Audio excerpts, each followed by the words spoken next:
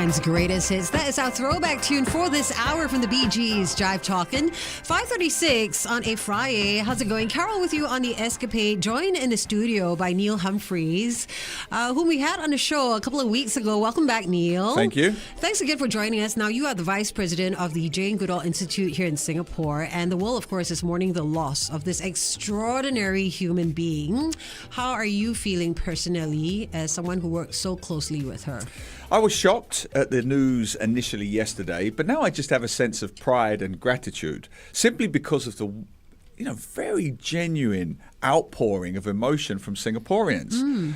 Lots of Facebook posts, LinkedIn, Instagram, she came to my school, or this video, this documentary, this clip inspired me to do A, B, and C for the environment, for Singapore. Wow. So it's been genuinely humbling and really, really gratifying. Yeah, lovely. Hey, come join us on Facebook Live, by the way. Now, you spent some time with Jane yourself. I did. What's she like in person beyond the public figure? Feisty. Wow. Fabulously feisty in the best possible way. She basically said to us, look, I am in Singapore for a week. She says this to all chapters around the world. Maximize my time in terms of reach, awareness, education, fundraising. Don't waste my time. Basically, so whether it's gala dinners or sitting down with fundraisers, ministers at the highest level, I mean, they fanboy over Desmond Lee. Yeah. I mean, Minister Desmond Lee, I've seen him fanboy over Jane Goodall in Singapore and some of the other ministers as well.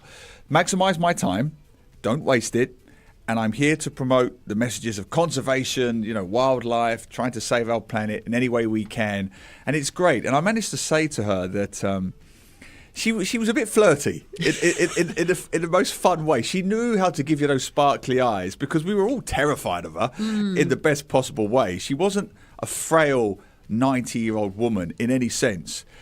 And I remember saying to her something like, well, it's tough for the rest of us because we all hang off your every word. Yeah. And she went, well, you shouldn't. You should have your own opinions, your own views. Wow. Like, okay, we'll try. Is she a no-nonsense type of person, you'd say? Yes, very much so. Very British in that regard. And also, you have to remember, she was 91. So very much that war generation, grew up with rationing and no money and, a really hard, steely generation of post-war Brits. No nonsense, no frills. She just wanted her glass of whiskey every night.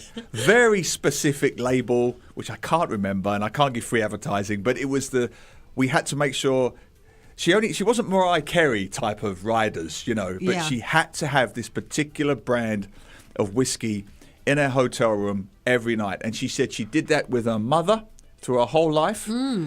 And her mother lived to a good age, and she said that was her most medicinal advice she could give everyone. A good, strong, sharp shot of whiskey every night, and she slept like a baby. I wonder if the chimpanzees in Gombe actually, joined her every now and then for a glass, because they were stealing stuff from her. I was just watching the documentary Jane on Disney Plus. Not sure if you've caught it, but I have, yeah. It's such a great show. It brings you up to speed on the history, her legacy, how it all began with her. Could you give us a quick recap on how Jane got started? Okay, very briefly, she grew up reading the Tarzan books. And and her whole life she said, Tarzan went with the wrong Jane. It should have been me. So she grew up with this childhood obsession with Tarzan and the jungle and the wildlife. So she knew from before puberty that she wanted to work with animals. But you couldn't do it. It was a male-dominated world in every sense. She was the world's first female primatologist, and she ended up coming up with one of the greatest scientific breakthroughs of the 20th century, which is she discovered that chimpanzees used tools. Yeah. Until that point, it was conventional wisdom amongst all scientists, Cambridge, Oxford, Harvard, across the world, only human beings use tools. And when this young woman, how dare she, when this young woman, an uneducated woman in a university sense, she hadn't gone to university, she was dismissed as this glorified secretary with good legs. Yeah. And she said, well, if my good legs got me into Africa, great. And she changed the world because, of course, now we accept many, many different species of animals use tools. Birds, reptiles, mammals, they all use tools. But nobody believed it until she discovered it. And now it's considered to be easily one of the greatest scientific discoveries of the 20th century. And Yeah. she did that alone. A lone young woman in Africa. Can you imagine? It's extraordinary. A remarkable woman indeed. Now, I can't wait to hear more personal stories that you have about Jane. Also, we want to find out what the Jane Goodall Institute of Singapore has been doing, how they've been shaped by her vision. So do come and join us in a few moments. We're also live on Facebook. If you've got any questions for Neil, drop them via WhatsApp 88550913 or as a comment on our Facebook Live. Back with more in just a bit. Meanwhile, here comes the Blues Traveler. It's Run Around right here on One. Hi everyone, welcome to Facebook. Joined in the studio by Neil. And hey, do you have some personal memorabilia or stuff that's I have my signed book. with I Jane? have my book, the Jane Goodall, The Book of Hope, which was the last book she wrote. And she did personally sign it to me, so I'm going to treasure it for the rest of my life. It just says, "For Neil, together we can and must make this a better world. Thank you for all you do, Jane Goodall." Oh wow! So, can I see her handwriting? Of course, I of was course. just watching that documentary and I noticed that she's got very nice handwriting, and I said it kind of looks like mine. I mean, it's the handwriting of a 90-year-old woman, and she had a nice whiskey beside her when she signed that. I'm very proud to say. And I noticed the photo you shared Yeah. of myself and her on Instagram. That was her signing my book. We were having a short conversation Oh, wow. on a sofa How at one of our precious. board members' residence. And I'll treasure it. I'll treasure our time together for the rest of my life because it was wonderful. The essence of Jane Goodall is... And it is a great book. I This can is say his that book. objectively. I mean, especially now, right, Carol? It's a very down time. It's a very depressing time. You've only got to see the news headlines today. Yeah. That book does exactly what it says on the tin. It's the Book of Hope. Okay, so is that an excerpt, a chapter, or a paragraph that you like from this book?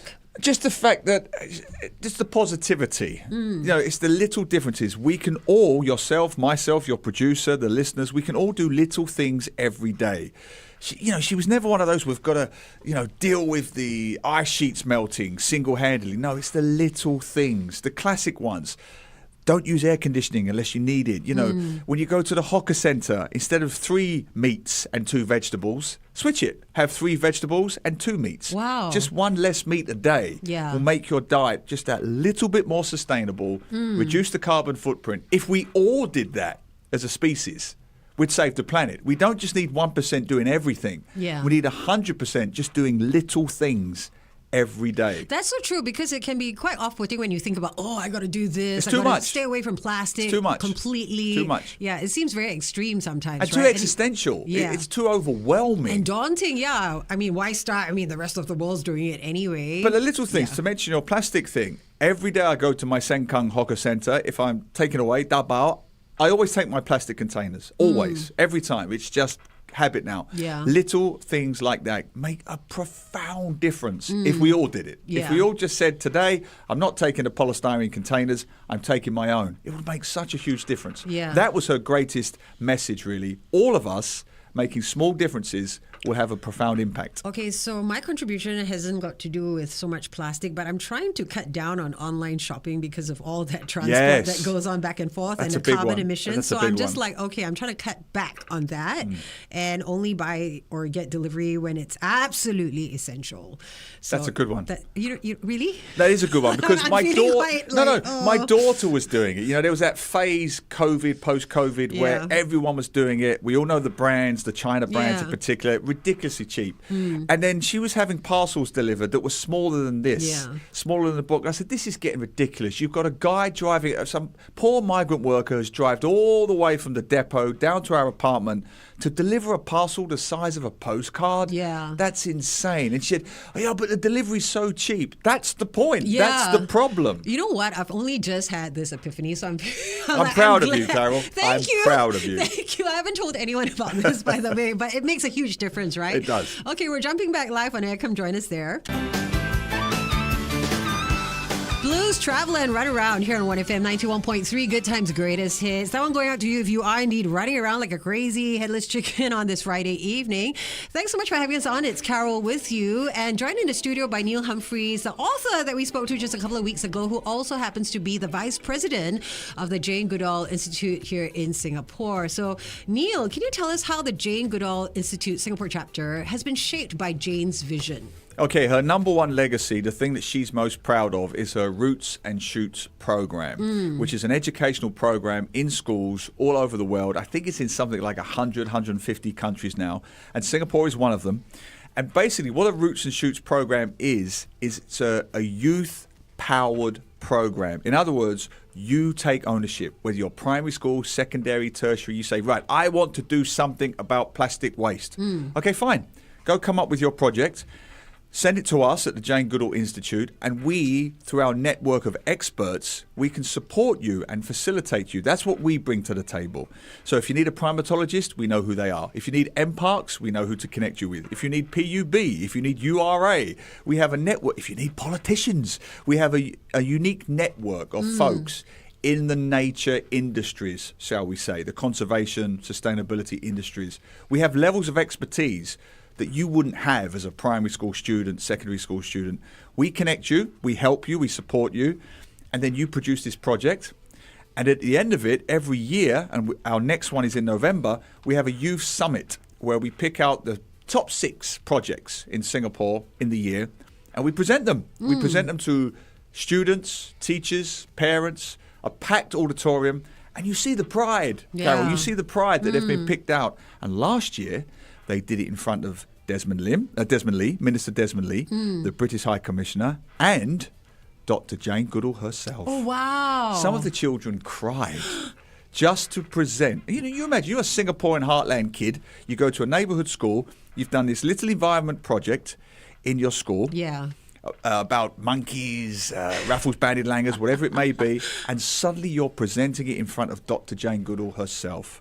I mean, that's a life-changing experience. Yeah, that is a genuinely life-changing experience. Just to give you some examples this year, one particular secondary school, they're working on a template. It's brilliant for a monkey-proof dustbin. Now, you know we have some already. If you go to Bukit Timah, they have those pedal-powered ones. You have to push a pedal to open the dustbin at Bukit Timah, so the monkeys can't get in.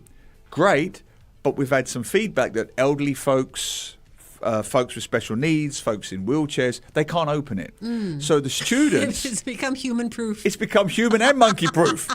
So these wonderful students have somehow come up with a template for a monkey-proof dustbin that isn't human-proof.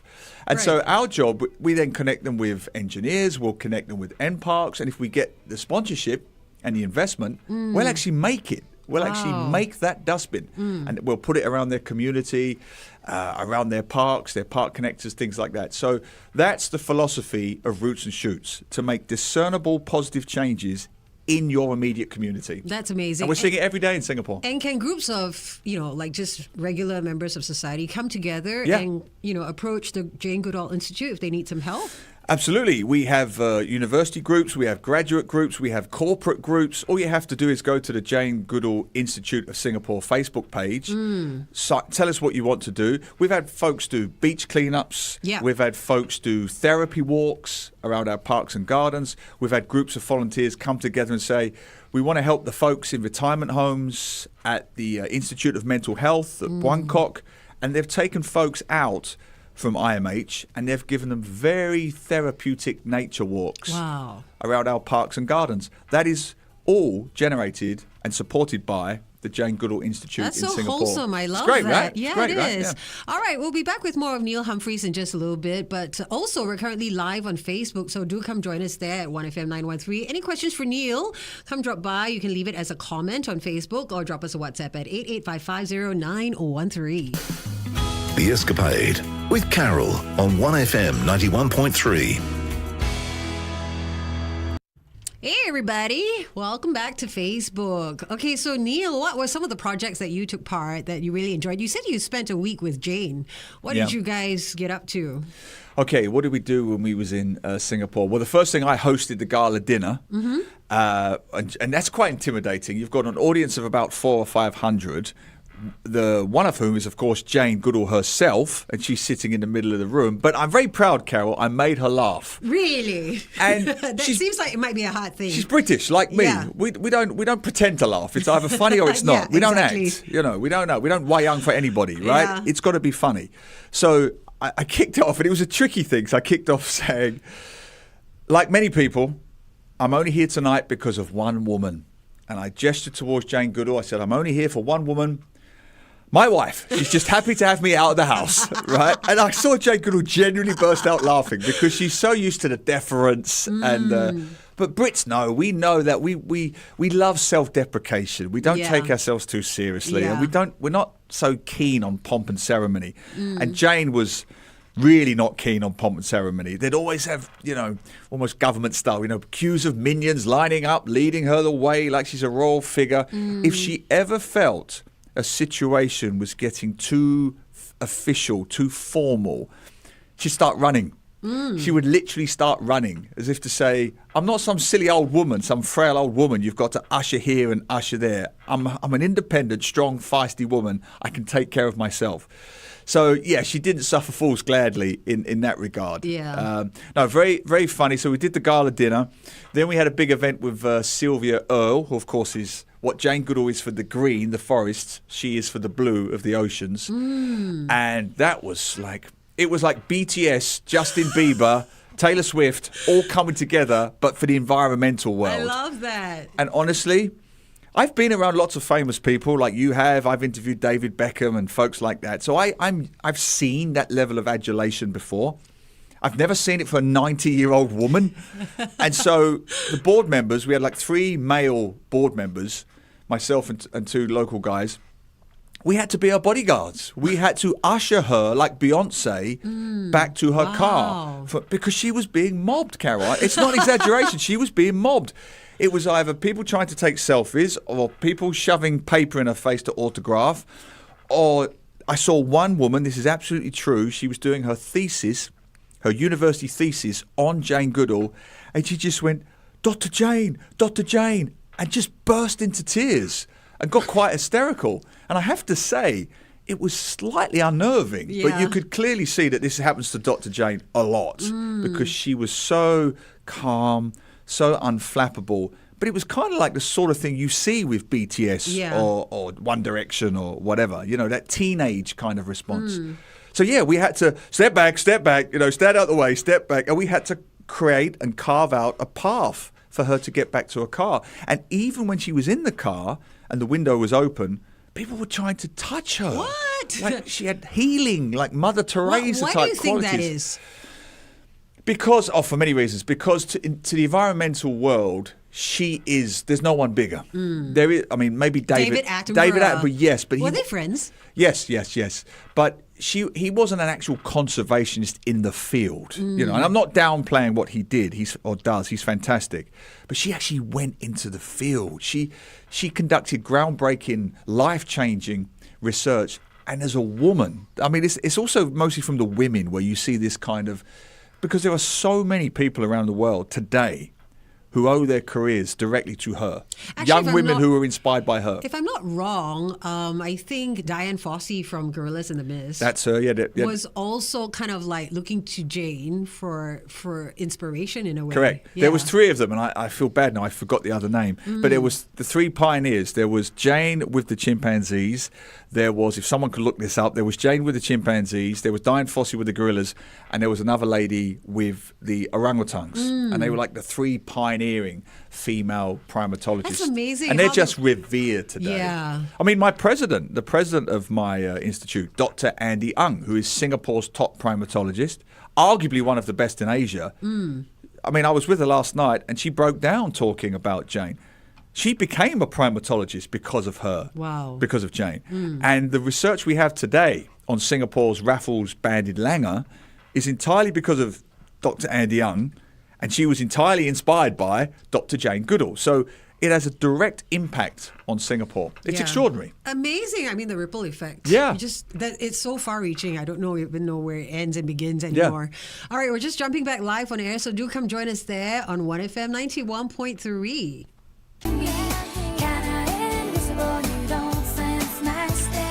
1FM 91.3, Good Times, Greatest Hits. Lena Marlin is sitting down here. And yes, I am sitting down here with Neil Humphreys, the author we spoke to just a couple of weeks ago. And he's back in the studio to tell us a little bit more about Dr. Jane Goodall, because you are the vice president of the Jane Goodall Institute, the Singapore chapter. Now, Neil, tell us, what are some projects or moments here locally do you think she would have been the most proud of? Okay, there's several we're working on right now. Everybody knows we've had issues with monkeys in Pongal, and one of the whole philosophies of Jane's Roots and Shoots program is we call it the APE philosophy, APE. So any project that benefits animals, people, and the environment, APE. That's a project that we can support, right? So Pongal sums up the Jane Goodall Institute perfectly. There's been big issues with monkeys, right? Encroaching into apartments since they opened up. She was aware of that. Yes, we talked about it. She was very Wow. interested in the research. So we have gone down to the ground. We've had volunteers, we've had interns who have daily tracked the monkey troops around Pongal, their size, their behavior, their diet, and also interviewed residents. So now we've collated that research, and now we're working with NParks and other organizations to plant monkey-loving, there's a great term, monkey-loving fruit trees, shall we say, the kind of fruits that the long-tailed macaques really love. Yeah. We're working with NParks right now to plant those trees on Coney Island. The plan being that then the monkeys will stay mostly on Coney Island. Oh my gosh. Which is what we want. We'll have a monkey island. Yeah, so we'll have we'll have Planet of the Apes over there, and then we'll have the Planet of the Apes of humans over here. Yeah. And I'm not saying it will erase overlap. It won't, but it will minimise. We hope it will minimise the interactions. Because they're drawn to the food source, aren't they? Yes, and that's the other side of it. So I've worked with a secondary school this year, very proud, Pongal Secondary School, give them a shout out. Heartland Neighbourhood School. They'd never even heard of Jane Goodall until I went in there and gave them a talk. They did their project, and they did this fantastic awareness project, creating do's and don'ts posters, what you should do, what you shouldn't do if you encounter a long-tailed macaque. And they've plastered it all over the CCs, all over the HDB blocks, all around the Pongal community that was directly impacted by these monkey incursions. So that is a direct positive benefit to the people of Pongal, and it's all been done by kids, by students, by the Pongal secondary students. It's wonderful. It is amazing. What do you think Jane would want to say to us Singaporeans? Do something. Do something, do anything, do it today. Don't just sit on your sofas and say it's too big, it's beyond me. It's beyond, what we talked about, climate change, rising sea levels. It's too existential. I can't deal with it. It's Friday afternoon, evening. I just want my makan. I don't want to think about it. No one's asking you to save the world, but what you can do is just save a little bit of your world. Make a little change to your world. So if you live in Pongal or Bukit Timah or any of those examples, if you see an otter, don't feed it. If you see a monkey, don't feed it. If you go to Botanic Gardens, don't leave any food behind. If you try to take the MRT more often, try to reduce your carbon emissions, try to eat less meat and more vegetables. Little positive changes every day. If 6 million Singapore residents do it, it has a profound effect on our tiny little red dot. We can lead the charge here in Singapore. We are leading the charge. Yeah. Little changes make big differences as long as we're all doing it every day. Simple and doable. Yes. Doesn't have to be big and huge and grand. Because we won't do it. Yeah. We won't do it. Yeah, true. Now, I understand that there's going to be a mini memorial being held here tomorrow for Jane. Can you tell us more? Yes, thanks for that. Yes, so tomorrow and Sunday, we're remembering Dr. Jane at the British Council Singapore. That's just across the road from the Singapore Botanic Gardens in Napier Road. We're setting up condolence books. Anyone is welcome to come down and sign the books, jot down their memories, just take a moment to celebrate Jane's life. It's tomorrow, 7 a.m. to 8 a.m. and then noon to 4 p.m. and then Sunday, noon to 4 p.m. That's at the British Council Singapore at 30 Napier Road, right opposite the entrance to the Singapore Botanic Gardens. Go down, sign the books, let us know your memories and share. Just remember Jane. Wonderful. All right. Well, thank you so much for joining us for this chat, Neil. It's been super inspiring. Good to know that there's so much work that the Jane Goodall Institute does here in Singapore. I can't wait to hear more next time and in future. Yeah, just live like Jane. Make positive differences. And if it's your thing, have a whiskey tonight. You'll sleep like a baby. I know what you're doing tonight, Neil. Good times, greatest hits. 1FM 91.3. Awesome. Thanks, guys.